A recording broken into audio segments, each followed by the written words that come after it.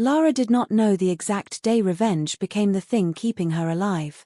If she had to guess, it was not the day she was questioned, and not the day she lost her job. It was not even the day her case was printed in a local paper beside a photo so bad she hardly looked human. It was later than that. Quieter. Meaner. It was the first winter after everything fell apart, when she stood in a corner shop counting coins for bread and milk while the man behind her sighed loud enough for her to hear. That was the moment she understood something had been taken from her that was bigger than money or work or comfort. It was dignity.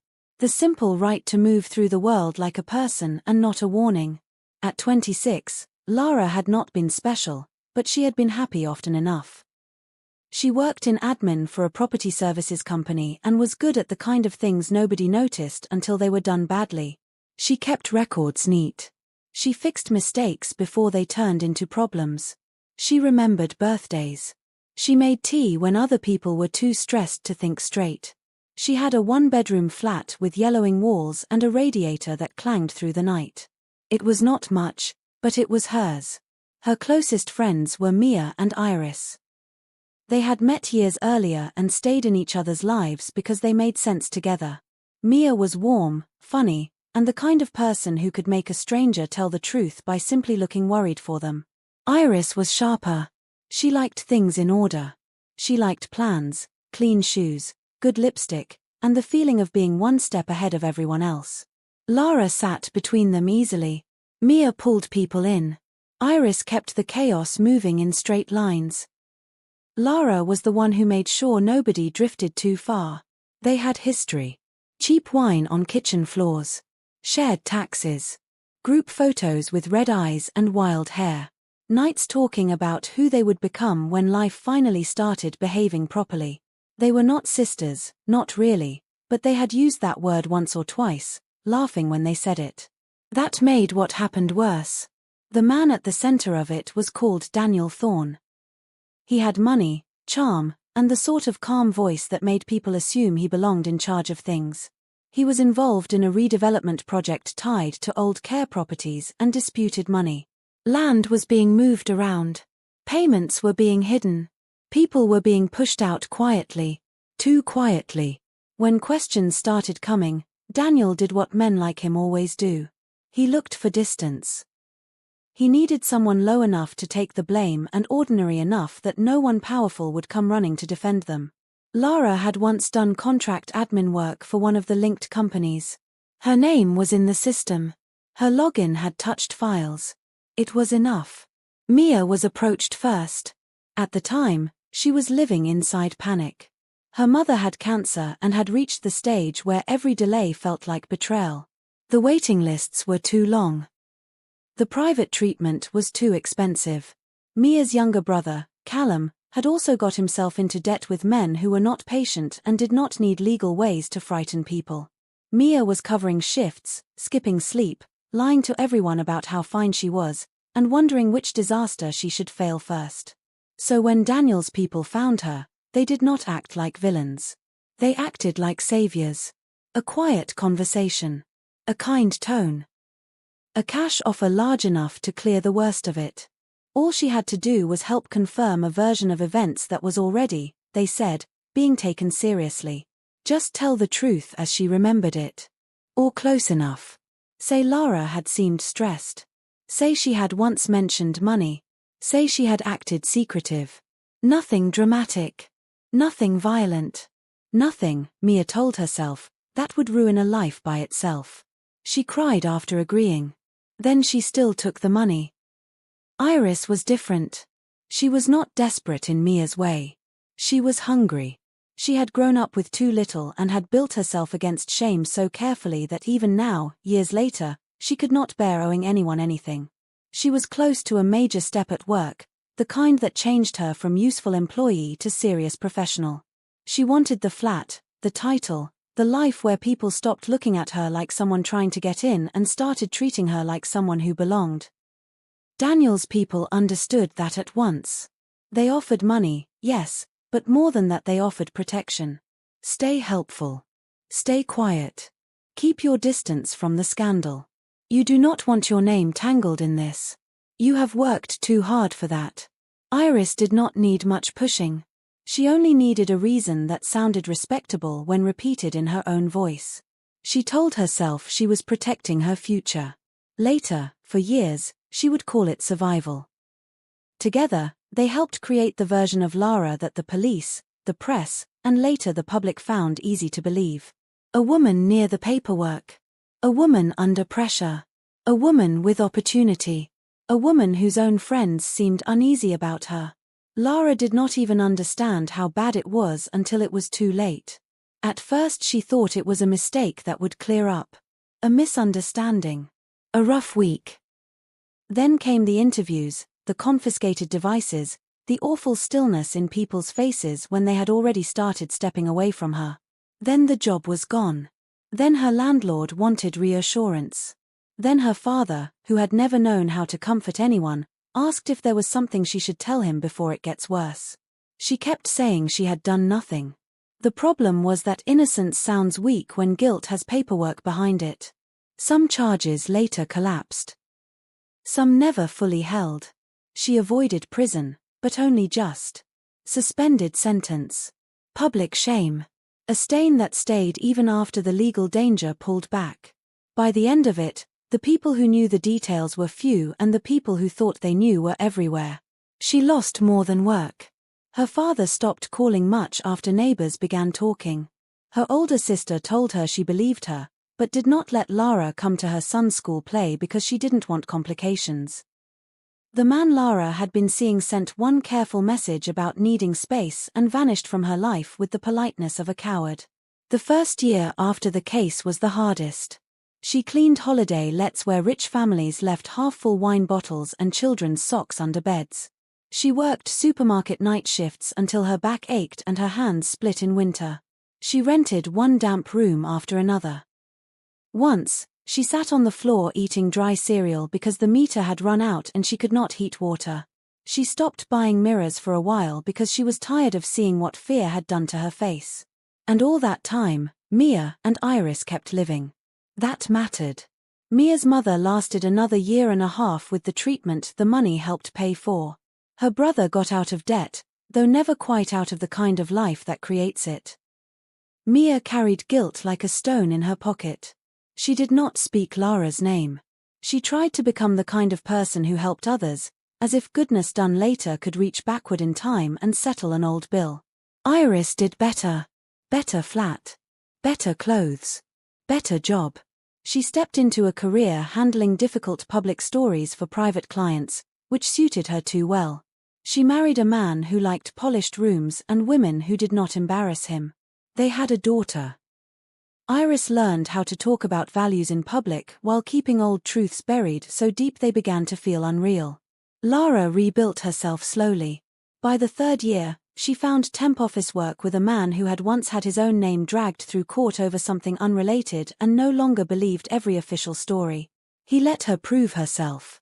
By the fourth year, she was trusted with basic accounts. By the fifth, she could breathe between payslips.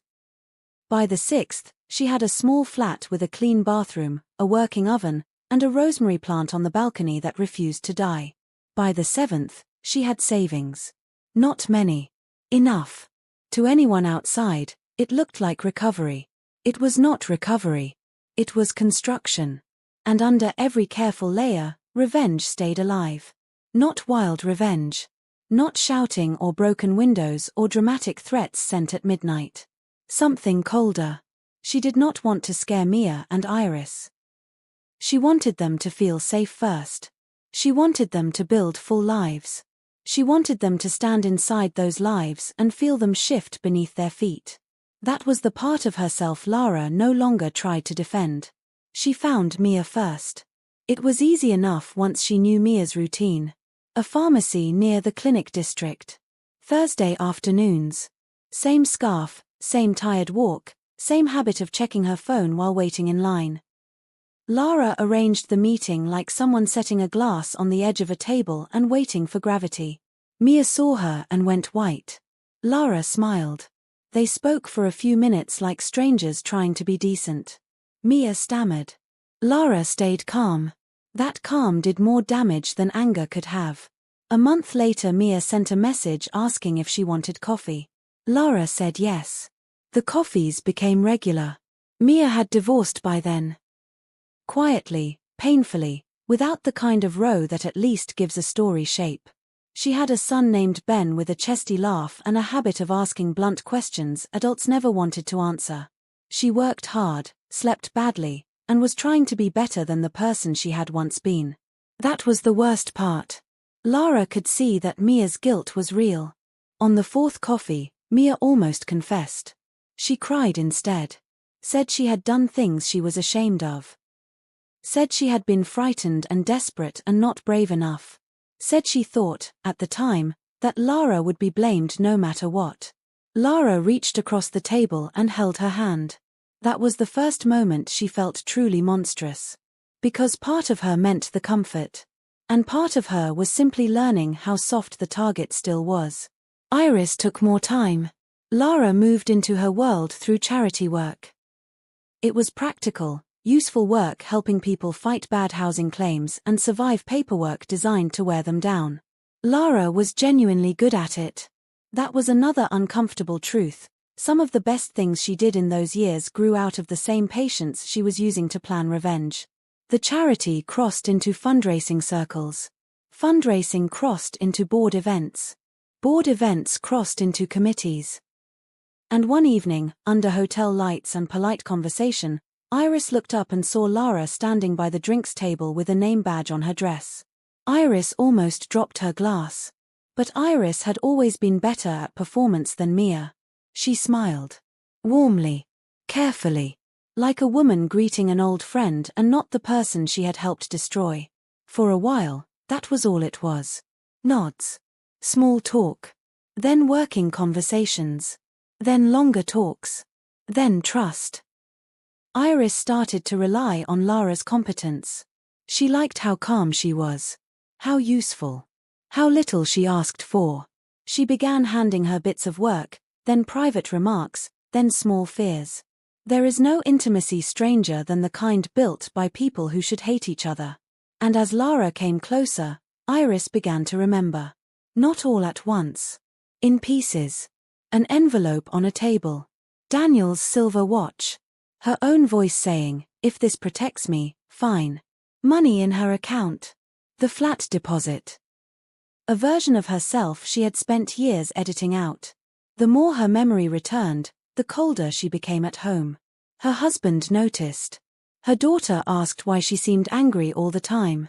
Iris said she was tired. She drank more. Slept less. The past was no longer buried. It was sitting up. By the 8th year, Lara was inside both their lives. She knew where Mia kept the spare key. She knew Ben hated bananas and loved pirate stories. She knew Iris pretended not to care what people thought while building every part of her life around it. She knew which clients made Iris nervous. She knew which old contact had arranged the payoff. She knew enough. And this was where Lara lost the right to think of herself as innocent. Because she was no longer waiting for truth to come out. She was shaping the moment it would. She was taking tea at kitchen tables, hearing secrets, being trusted, all while laying track toward a crash. She gathered what she could over 18 months. Old payment trails. Statements that did not match. A retired assistant who had kept copies because she trusted no one. A former fixer for Daniel, older now and drinking too much, who said just enough when he thought he was being clever. It was not perfect. It was not courtroom neat. But it was enough to break open the old lie. Mia pushed it over the edge without knowing. She invited Lara to Ben's 9th birthday. It was a small thing in a cramped flat. Paper plates. Party bags. Half-inflated balloons. Tired parents pretending to enjoy noise. Late in the afternoon, after the others had gone, Mia stood in the kitchen doorway and watched Lara help Ben tape up a torn pirate banner he wanted to keep. Mia said quietly, "I don't deserve that you came back." Lara looked at her for a long time. "No," she said. "You don't." Mia nodded as if she had expected nothing else. 3 weeks later, Lara sent the first packet. She sent it to people who would understand what it meant. A board chair. A journalist. Someone close enough to Iris's home life to make silence impossible. Then she met Mia in person and told her the truth. All of it. The money. The statements. The years. The plan. Mia did not deny anything. She did not shout. She just looked tired in a way Lara had never seen before. Why now? Mia asked. Lara answered, because you got to have a life while I had to rebuild mine from scraps. Mia took that in. Then she said the hardest thing she could have said. My mum got more time because of that money. Lara said nothing. Because that was true. And it changed nothing. And it changed everything. Iris reacted like a woman watching her own house catch fire from the inside. As questions reached her work and old details returned, she first tried denial, then control, then anger. Finally she remembered enough that pretending became impossible. She called Lara late at night, voice shaking. You remember all of it, Iris said. I never forgot, Lara said. What do you want? Lara looked out across her dark balcony. I wanted you to remember before it broke. In the months that followed, damage spread. Iris lost clients first. Then board roles. Then the marriage started coming apart in the quiet, tidy way expensive marriages do. Her daughter became withdrawn. People stopped answering quickly. Rooms changed when Iris entered them.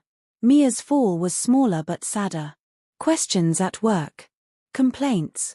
Parents whispering. Ben coming home from school asking why another mother had said his mum was not a good person.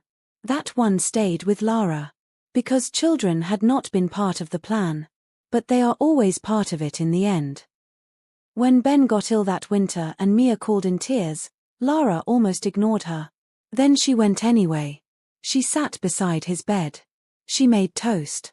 She helped because he was innocent, and because somewhere under all the damage she still was not empty enough to walk away from a sick child. Later, in the kitchen, Mia asked, "Do you hate me?" Lara thought about the years she had lost. The rooms she had lived in. The shame. The hunger. The way Mia had held her own child and still once handed another woman's life over for money. I do, Lara said. But that's not all I feel. That was the truth, and maybe the ugliest part of it. Because revenge did not cleanse her. It did not return the lost years. It did not make Mia a monster or Iris pure evil. It did not make Lara right. Mia had been desperate. Iris had been selfish and afraid. Lara had been patient, damaged, and cruel enough to wait. By the time it was over, all three women had become people they would once have feared.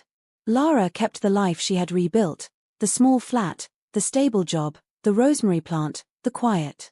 She had something close to normal now, but normal did not mean healed. Some nights she slept well.